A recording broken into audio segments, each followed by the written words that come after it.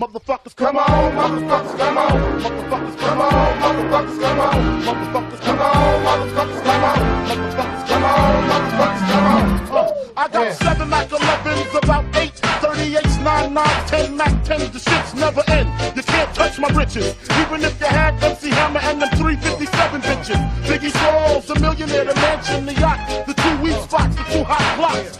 That's how I got the weed spot. I shot dread in the head, took the bread and the lamb spread. Little body got the shotty to your body, so don't resist or you might miss. All right, we got, a ring veteran, a fellow worker, a musician, SGWA alumni, Democrat. Not hardly. No, we got Wardawg with us today. So I'm doing this thing called Superfan, and what it is I'm going to interview workers that mean something to me, find out their backgrounds, and find out what molded them, and then take their constructive criticism of what they want to see more of in the indies and what they want to see change in the indies. You cool with that? Oh yeah, definitely. Awesome. So, and your name? My name is actually Stephen Griffin. I'm doing this basically like a shoot thing. I picked up the Wardawg moniker later on, but I actually was the Dirty White Boy Steve Griffin when I first started. So I needed to find something that fit me more, Yeah, I get that. And what was life like before wrestling? Just prior to the wrestling thing, it was more trying to learn my craft, guitars and things like that. Music was my first go-to, my first love, and it stayed with me throughout the whole 22 years I've been doing wrestling as well. And I was a pothead, seriously, like smoked 3, 4, 5 times a day, pothead prior to, but I got introduced through my cousin. I showed up at a show is after I had an accident in my car, and my face was all swollen up and everything. My hands was all swollen up from the accident. My cousin actually was the promoter for the show, and he recognized me, and he had some of the security guys pull me to the back and talk to me and asked me did I want to do that. And I told him, I said, well, you've known me since I was 5. I've always wanted to do this. And he gave me an opportunity to train, and he was training me and Mike Payne and several other guys at the time. And it was 3 solid months of 5, 6 days in the ring every week. And getting shit in. Oh yeah. It's just like music and anything you try to do. If you're going to do or try to be the best at it, you want to learn the craft as much as you can, and then go out and show the world what you have. And if you undercut that and take 2 months and try to, you're learning how to bump, you're learning how to take certain stuff, and then you're learning how to give things. But if you don't get through your training properly and you don't know what you need to do to protect yourself and the other guy, it's going to get you hurt. So training was a big thing for me, because this is something I took very seriously. And a lot of these younger guys, they say they take it seriously, but they really, really don't. They don't properly train. They don't really learn the craft they're trying to, sell to the world.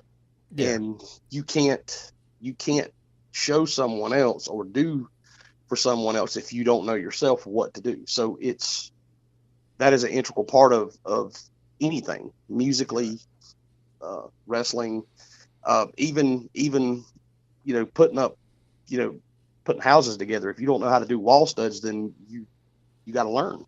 Yeah. So, do you remember how that first bump felt? Oh my God. Yeah. But believe it or not, I didn't, I had a little trouble, with my first couple on my own. I wasn't quite getting hyped on it. I was landing it right. I just wasn't popping up and landing it like I should. And yeah, Mike says, well, I got an idea.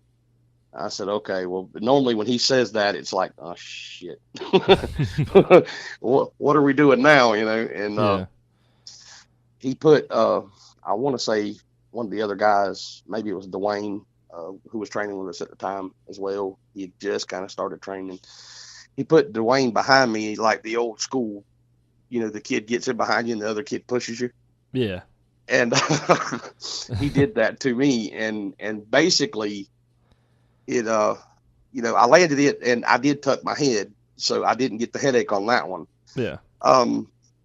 It was really because we were working in something akin to an old boxing ring, like it had zero give. Like an Irvin Price ring. Yeah, kind of like that. It was the one, the old box model with the spring on the tire mounted in the middle. Yeah. And like if you landed on the spring, you had a chance of surviving it, but if you landed anywhere else, it was like the floor is lava everywhere else in the ring, yeah. but right there. Mm-hmm. And after doing that, it kind of gave me a better mindset on what I needed to do to get the height and everything that I needed. Yeah. And then a couple of weeks later, I think it was, I took my first bump backwards off the top, and I did get the screaming migraine. I didn't quite tuck enough, and it kind of whiplashed my head back. And oh, Jesus H. I think I took pounds upon pounds of Excedrin trying to get rid of that headache, dude. Oh my God. Yeah, man. Yeah, I remember. Growing up in SCWA, I was that little shit eater behind the curtain, and I was only about 8 or 9. I was wanting to just learn and learn and learn, and I honestly don't think I ever hit my head just because everyone was telling me to tuck my chin repetitively. Yeah. The first time I hit my head was in my first match. It was the first SCWA show, and Justin threw me through the table. Oh yeah, I remember. It was just that whiplash, like it was like fucking pinball, and my shit bounced off the mat. Yeah, I remember going, God damn, he's gonna need some fucking major Excedrin after that, dude. Oh yeah.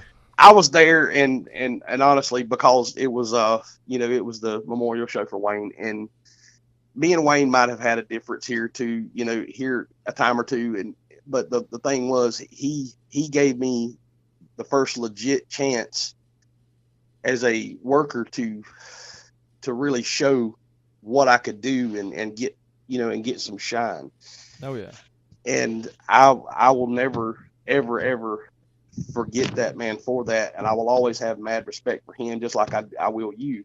I remember you being the little kid, coming around, and we would be up at the sign shop working out, and you'd get in the ring and we'd tussle around.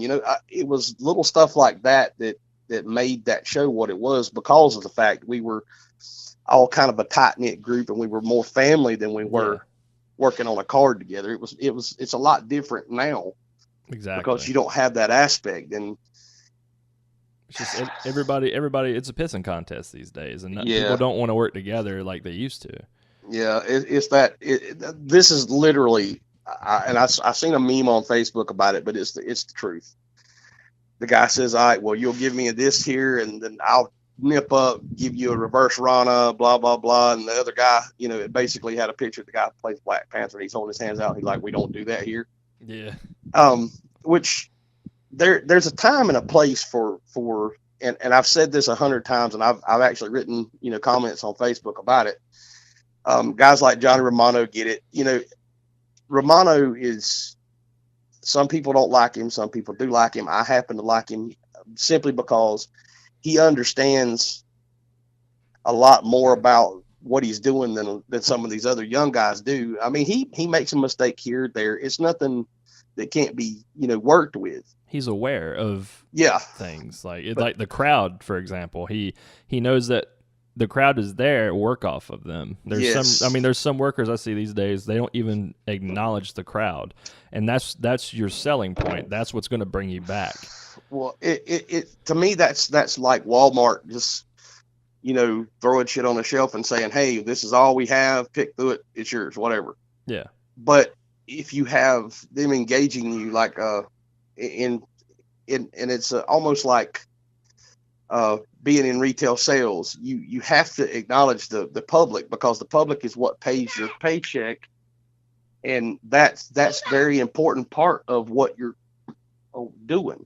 And you have to be aware of not only how they're feeding into you, but if you're doing something and just say, I'm a heel and I've got you pulled down in a reverse chin lock and they're starting to get up behind you and you're not acknowledging them, you're not training them. Hey, when you do this, I'm going to respond to you. If you don't work back and start firing up, then what you're doing is you're cutting your throat for when you really want them to get in there and work with you. Exactly. And it's one thing to jerk off in front of the crowd, but it's another thing to fuck everybody in the audience. Right. And that's basically what that's doing. In my eyes, the whole reason I'm there putting on that performance is because I'm there to give them what they want to see that they can't get in the movie theater. You're right. It's basically like saying, okay, well, we're filming an action movie, but we're going to do a fourth wall break this whole time. We're going to acknowledge the fact there's a crowd there and they're going to interact with us. And you can't do that in the theater. You have to do it live. Oh yeah. And when you're doing that, when you're not acknowledging them, when you're pissing on them, basically when they're trying to either boo you or if you don't interact with them, they're going to stop that. Oh yeah. You're training them not to interact with you at all. And that's exactly opposite of what you need to do. I've said this at some of the guys that I've seen work here in the past 6 or 8 months have every move down pat in their move set. But the one thing they do not have is the ability to work with that crowd, because it's almost like, let's see, let me give you an example. What would the movie Deadpool be like if there were no fourth wall breaks? Like if he literally was not doing what Deadpool does. It would just be another movie. Right. And that's the whole premise of it. You're giving them something they can't get by paying $10 and going into a movie. The whole thing of the independent version of, well, what we do, is that we're training to get to where we're good enough to go to places like Japan and Hawaii and Mexico and eventually on to WWE, like some people we know have done. And if you're not doing it properly now, when you get there, you're not going to make it. You may have the best look in the world, but if you're not working that crowd, if you're not picking out the targets in the crowd and talking that shit as a heel, if you're not being that baby and training them to when I do this is what I want you to do, and then you start talking back to me. When you start talking back to me, I fire up. And though I may get 3 moves in and be right back down, but I've got you there working with me. I'm feeding off of what you're giving me. And you have to do that as an indie worker. You have to. The crowds are too close. They're too close. They're right there with you. You have to do that. Yeah, I mean, and that's the first thing I do whenever I come out, like, because I'm pretty much a heel everywhere else in SCWA. But like whenever I go out, the first thing I do is I walk directly to the crowd. I don't walk straight to the ring. I walk to the crowd and see what they have going, see what they have cooking up, and then I piss them off. I don't know if you remember an incident where it was supposed to be me and Chaos working for the SCWA heavyweight title. I got it on VHS. I know what you're talking about. And the guy, the freaking fan attacked Chaos when he was out there. That was Dad's cousin. And he had baby heat. And I looked at Wayne and I'm like, I am not taking this fucking title from him tonight. Let him keep it. Let's work this in later. And the reason why was because that one interaction changed how the crowd viewed him. Yeah, it did. If I would have taken that title that night, that would have cut his fucking throat. It would have. And I can't. I'm not a belt mark in the first place. I mean, honestly, I'm not.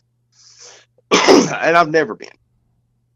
The whole thing about that belt is if I want to see it on somebody, I want to see it on someone who deserves to have that belt. Yeah. I give a lot of credit to Tony Storm. I do, because this kid, I say kid, he's 32, I think. He has got an entire package. He's not missing anything. He knows how to work. He's got everything. He's got the look. He's got the 80s rocker thing going on. And that in itself was a trip to me seeing a guy that is this good working that type of gimmick, and then watching him in the ring, and it doesn't matter if he's in there with a fucking mop. I'm telling you, he's one of those guys that can work anybody and make them look like a fucking superstar. You're right. But I will tell you that him and John Davis, probably the best indie match I've seen in all of my years, was between him and John Davis over at the Church of God there in Ainell. Oh yeah, John's a great talent. Yes, yes, super talented guy. He deserves a lot more props than what he gets. I really believe that. Just like Wardell Walker. Wardell Walker is one of the top indie talents on the circuit and has been for a long time. Yeah, he is. I've had the privilege of working him a few times back in SGWA when we were running there, and we had the show that was Kenny was running in Kenny Kitchens was running in Waycross. Yeah, and I loved working with Wardell. He's a little stiff, but it is fucking tight. It's working tight. It's not really being stiff to me. Now, what he's doing now may be stiff, but I know at that point he was working really tight and he makes good contact. It gives you a selling point. Yeah, it does. But I have a lot of respect for those guys because they've been in the game this long and they're still pushing. And here again, they're still doing what the Young Bucks are not doing, which is why they're getting booked all over the damn country. And some of these younger guys are, working 2 to 3 shows. There's a lot to be said about how you do things, your psychology, and that's a big point too. Psychology. Why do I do this to get to this, to get to this? Well, you got to have a beginning of the journey, and then you have to have a high point here or there, because basically what you're doing is you're writing a book for them to read in real life. You're acting the book out. So you have to have your dramatic points, and these guys are really doing that. Exactly. Yeah, I always refer to wrestling as Shakespeare, because I came up in the live theater background, like with my father. Like before wrestling, he was a thespian. He wrote plays, he acted in plays. So I grew up with Shakespeare, and every time I see somebody bitching about jerking the curtain or being in the mid card, I always tell them that, listen, like everybody's fucking Horatio in this. Mm-hmm. Like there's a protagonist, antagonist. That's the fucking main event. Everybody else is just buffing for that. Right. You build a show. It's like, you have your Horatio, you have your Romeo. Mm-hmm. Everybody has a specific part, and just because you're opening does not mean that you're shittier than anybody else. It just means that this is the thing that everyone sees first, and this is the thing that's going to draw them in. Yeah, and like there was a lot of times when Wayne would look at me, he's like, "I want you out first match." I'm looking at him going, "Okay, what do you want? What do you need me to do?" It wasn't, "I'm bitching about the curtain. I just need to know what you need me to set up." So, know what we're doing, and I did that a lot for him simply because I understood what he wanted. If you got a really good match, first thing on the damn card, well, now you've got the hook in. The fans are with you. They're in it.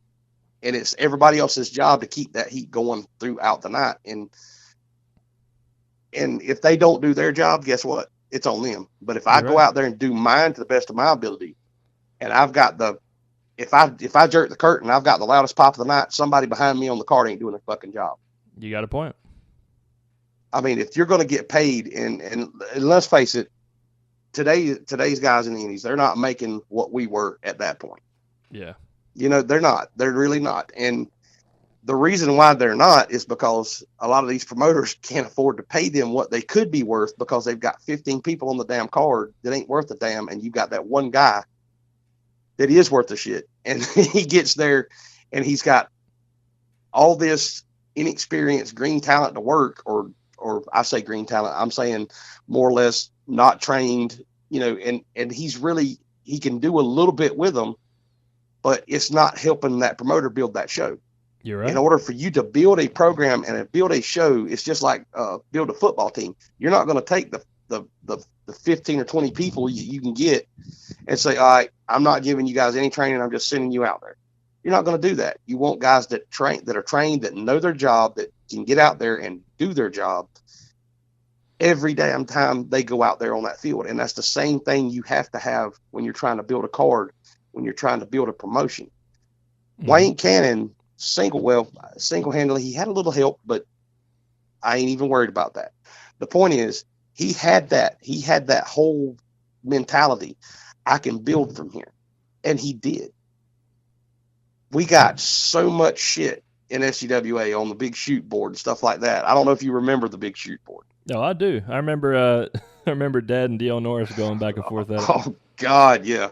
I mean, I cannot tell you how many times it has been me and oh God, what is his name? Jimmy Rave and some of the other ones just bantering back and forth. But it was mainly just bullshit between us. But the whole thing was we were getting close to the first year anniversary show, and we had some guys come down from PWI, and we had some guys come down from several other, online wrestling, basically EMAGs. Yeah, Wildside, they came down. Yeah, and those guys were coming down there seeing what we were doing and how many fucking people we had in that damn, out there at the fairgrounds. And it's like, my God, how are you guys doing this? Because we're working our ass off. Yeah. We're getting out there and we're constantly staying in the damn gym. We're doing whatever we can do to improve our product so that we keep building. And Wayne was a stickler for that. He stuck with it, and I mean it damn near cost him 4 or 5 times what it was worth sometimes. But he stayed with it because he knew.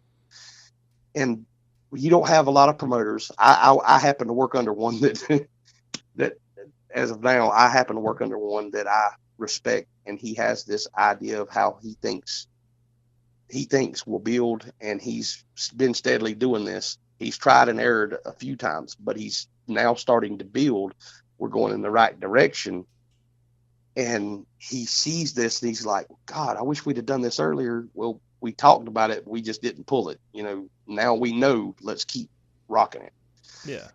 And he finds that and he latches on and he goes. Same thing with Wayne. Wayne had the ideas, just like when me and him were discussing building the stage we had for our entryway for SCWA. I mean, we had the best entryway, bar none, this side of WCW and WWE. And we didn't have a whole lot of fancy lights, but what we did have was a one-way out entryway. We could get out there. We had the announcer out there on the entryway as well. We could take interviews there. We could do everything we needed to do to present that show, and it was compact enough that all we had to do was slide it out of the way. Yep. And I mean, I've heard it 100 times. Me and JC Fury were having a conversation because he went over there and worked some too. And he said, man, I loved working those shows because you felt like a damn superstar when you walked out there on that stage in front of all them people, and you did. Oh yeah. It was, man, I just remember always getting in the way, but it was a good stage. It was a good entranceway. I mean, we had different variations, but I think my favorite one was the doors that opened fucking with the pulley. Oh God, yeah, like the fucking Star Trek doors, man. Yeah, that shit was pretty badass. I agree. Yeah, it made anybody look good. And I mean, you're building a product, and the better you package that product, the better quality product you have to package. Yeah, the bigger it's going to get, and that SCWA was bar none the best that was going on in the state at the time. And a lot of people got pissed about it, but a lot of people were not putting in the damn work that we were putting in the work behind the scenes trying to build that. Oh yeah. Just like, even at the time I was fairly in shape, but I was still chubby. When I was working for Wayne, and I was still doing my job and I was getting out there and busting my ass. But the extra little bit of weight I had at the time didn't matter. No, it didn't, because I got out there and I did my job. The fans loved me. And then all of a sudden now I have a tag team partner that the fans just took to as well, in Dirty Dog. And, besides Lance Vandenberg, he was the only other tag team partner I ever really worked with. And, it's just the memories that was left in that damn building are there for a lifetime. I ain't got none of it on VHS anymore, but I remember. I got it somewhere. Well, I promise you, if you could find it, I would be mucho happy.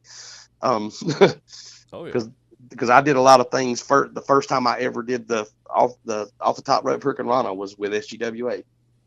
I mean, there was things that I did there that I wouldn't have chanced at other places, but I knew how the ring worked. I helped set the ring up. I knew, I trusted that ring more than I trusted anybody else's ring. Yeah. But I'm telling you, Duncan, there's a lot of things that can be said about that time in Georgia independent wrestling, but the one thing that cannot be said was that we didn't bust ass and try to put out the best product we could possibly put out. You're absolutely right. And then the independent worker, the guys that were coming in, some of them had no training, some of them had a little bit of training. They got there. You remember, we'd go down to the sign shop. I'd work with them. Lance would work with them. We'd get them built up to where they knew what they were doing. And when they got in the ring now, they don't look like a bunch of idiots. They actually look like they know what they're doing. Exactly. And we need more of that. Yeah, we need a lot more of these older guys like myself. Like John. John does it all the time.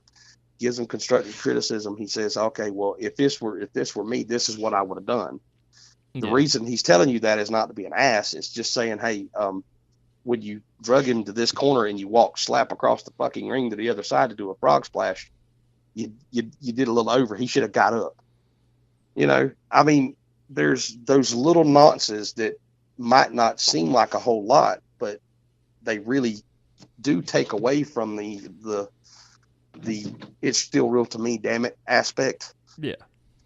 And I would love to see a lot more of these guys go back to, still using some of the flippy things, because like I said, there's a place for those, but to slow it down so the crowd can digest it and understand where you're going and actually pay attention to your story.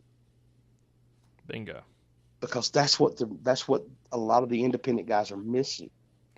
And that actually segues into what I was going to ask you. I mean, we're already balls deep in it, but what would you like to see more of, and what would you like to change in the indies today?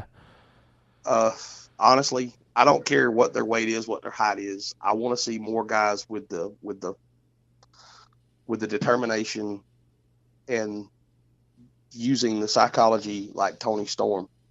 I want to see more, because Tony's got a good base as far as himself, but the way he works a crowd would work for anybody. Yeah. He does it basic. It's almost like going back and watching WCW when it was first segueing out of NWA, and you still had the Rock and Roll Express there. You still had the Midnight Express. It's like watching those guys. And it's right now. He does this, and the reason why he gets the credit he gets is because his psychology is fucking on point. Yeah, he's perfect, man. Yeah, I mean, I foresee, and I've even told him this, and I said, don't forget me when you get to WWE. At least hit me up on Facebook and let me know how you're doing. And he jokes about it, but I joke about it with him, but I know for a fact it's possible. Yeah, because I've seen talent like that one other time. AJ Styles. Yeah, SGWA alumni. Yes, AJ Styles had that talent years before he ever hit Ring of Honor. I've worked indie shows with him a few times. Never got to actually work him in the ring, but like Fort Valley, NWA Wildside, several places that, I went up to Gainesville at that show once or twice. Oh yeah, with them, and I saw that ability there, and I saw how he thought, and his mind he completely grasps the whole concept. He don't get just this corner of the picture. He gets the whole damn picture. Yeah. And that's why he's been WWE champion. That's why he stayed as long in Japan as he did. And he worked guys like Kenny Omega, who actually is one of those that gets it. Yeah. Those guys have that ability to read that crowd very quickly. And they could tell what it is and when they need to do it to make that crowd respond. Mm-hmm. And AJ is good at it. Tony Storm is damn good at it. Dante the Dragon Steele is good at it. He's still young in the business, but he gets it. He understands. Yeah, he does. And I want to see more guys like that. More guys that get that old school mentality that, can do some of the new stuff, but they mingle it in with the psychology of the old school. And when you get that, you're going to have a lot better shows. You're going to have a lot better talent on those shows. Yeah, and I mean, coming from a new promoter standpoint, like people like Tony Storm as somebody that I want on my show. Like there's some people like who worked that show last. I gave them a little shot. There's some people that I'm just not going to put back. And in all honesty, if they're not contributing asses in seats to your show, or if they're causing people to walk out because they suck so bad, that's something you as a new promoter especially don't need. Yeah, I was taking notes. Yeah, I did too. And we set up there, you and I and Brooks, we did commentary for the last show for SGWA, and it was my first actual time running a full cycle, like a whole card of running commentary, and I had more fun making fun. and I don't know that I was supposed to be heel commentating that whole thing, but it just turned out that way. Yeah, it did turn out that way. But guys, there's going to be some workers probably that's going to hear this, and I want them to understand. If you're blowing up, putting your boots on, the last place you need to be is in front of people trying to sell tickets for some promoter. Yeah. I mean, I can tell you from experience, because I got big at one point that I had gotten huge. I was well above 300 pounds, and that had been the biggest I had been.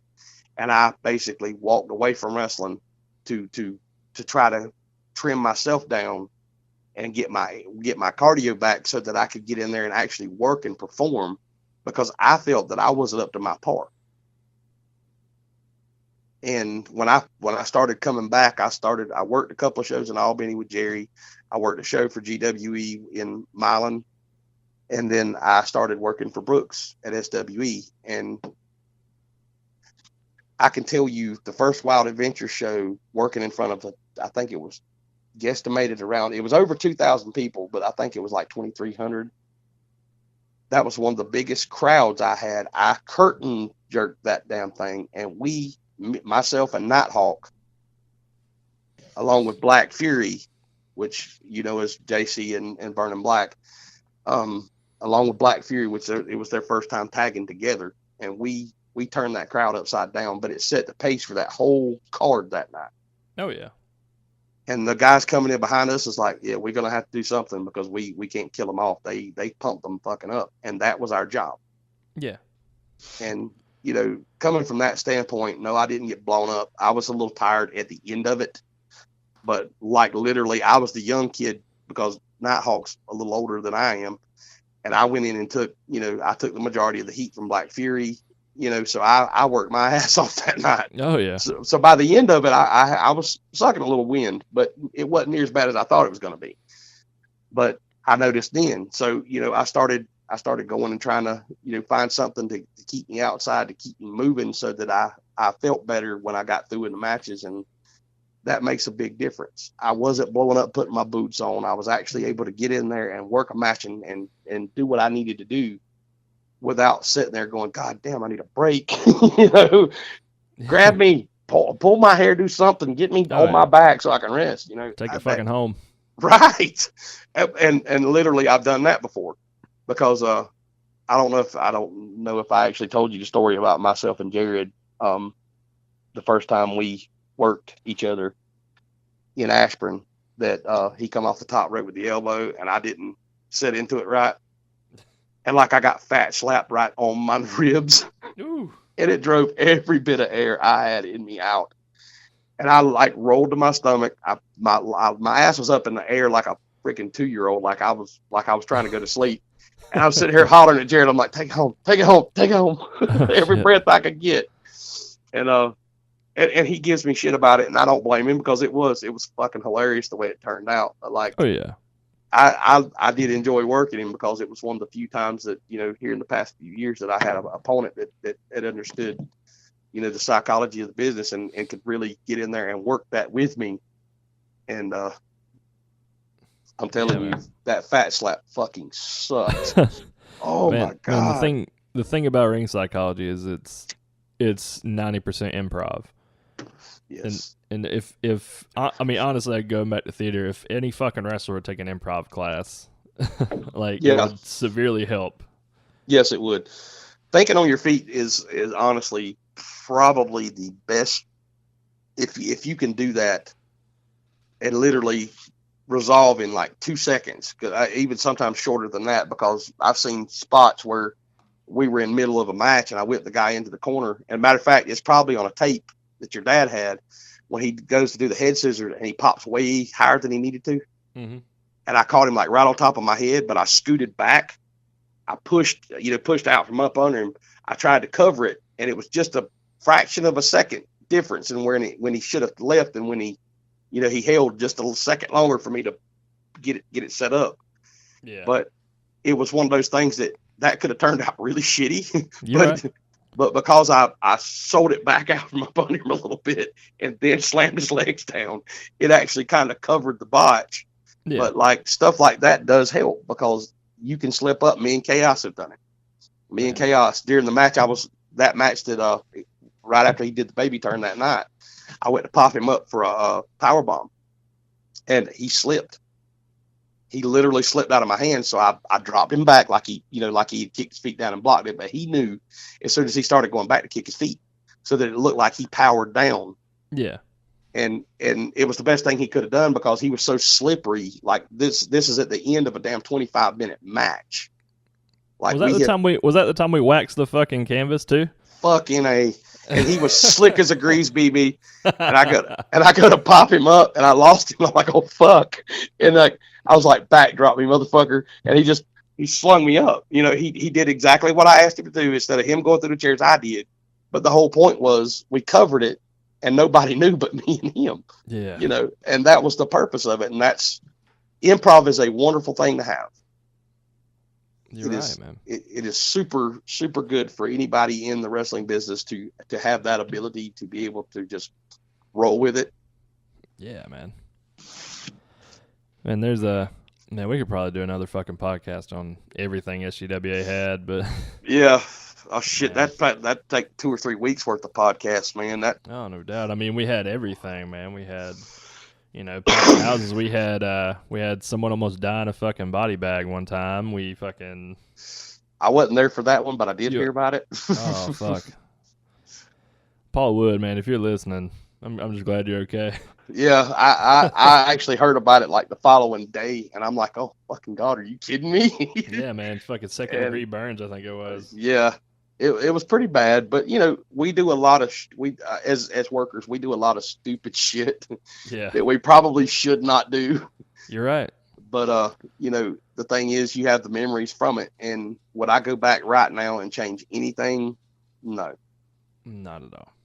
I would not. The only thing I might go back and do is stop myself from walking away from SGWA with when me and Wayne we had a conversation that got kind of heated. Yeah.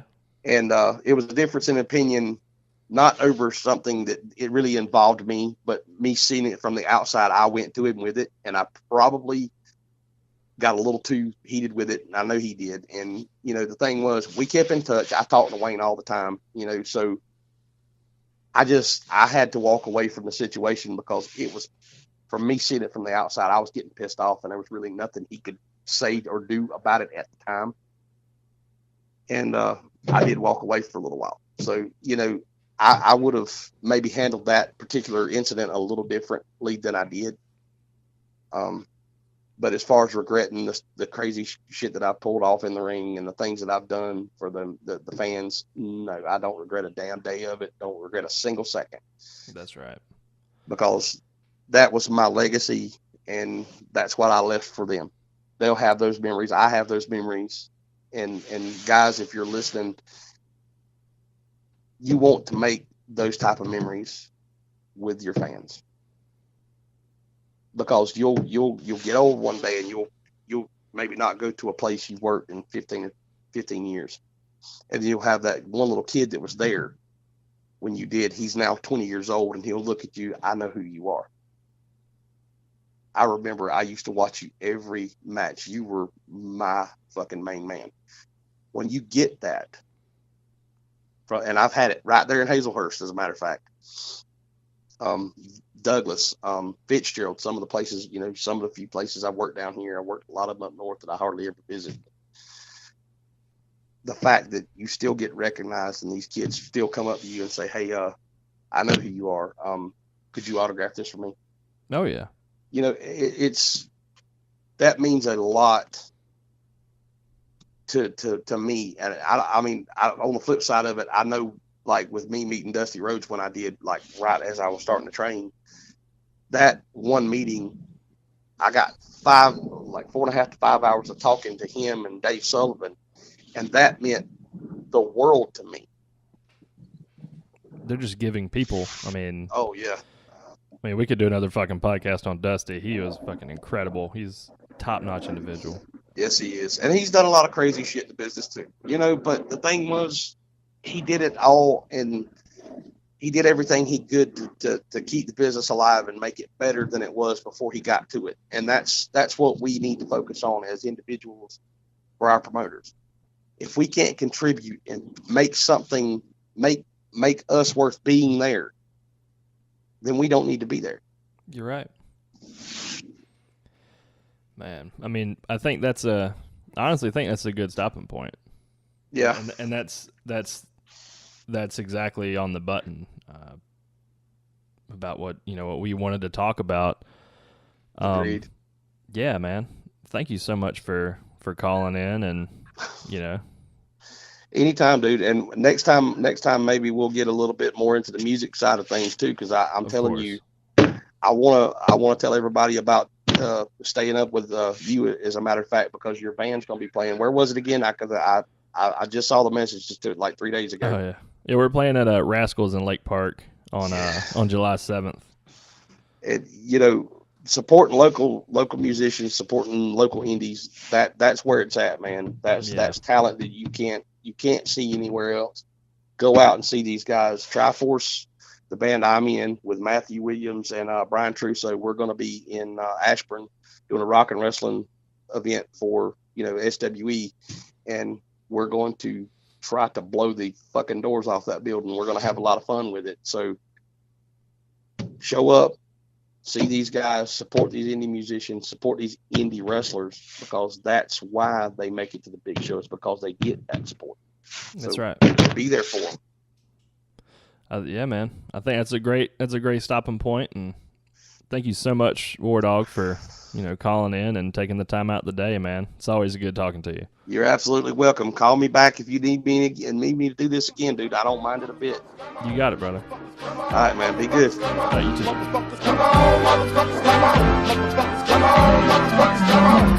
I got 7 Mac 11s, about 8, 38s, 9, 9, 10 Mac 10s. The shit's never end. You can't touch my riches, even if you had MC Hammer and them